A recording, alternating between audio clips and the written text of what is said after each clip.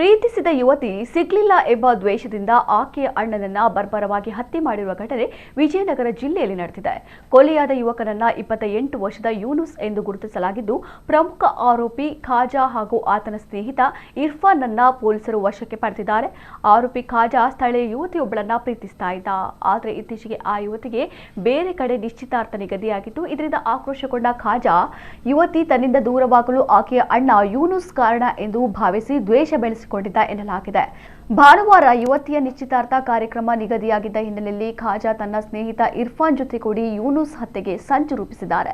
ಶನಿವಾರ ರಾತ್ರಿ ಎಂಪಿ ಪ್ರಕಾಶ್ ನಗರದ ರಸ್ತೆಯಲ್ಲಿ ಯೂನುಸ್ ತೆರಳುತ್ತಿದ್ದ ವೇಳೆ ಆರೋಪಿಗಳು ಆತನನ್ನು ಅಡ್ಡಗಟ್ಟಿ ಕಣ್ಣಿಗೆ ಕಾರದ ಪುಡಿ ಎರಚಿದ್ದಾರೆ. ಬಳಿಕ ತಪ್ಪಿಸಿಕೊಳ್ಳಲು ಯತ್ನಿಸಿದ ಯೂನುಸ್ನನ್ನ ಹಿಡಿದು ಕತ್ತು ಮತ್ತು ಹೊಟ್ಟೆ ಭಾಗಕ್ಕೆ ಚಾಕುವಿನಿಂದ ಹಲವು ಬಾರಿ ಇರಿದಿದ್ದಾರೆ.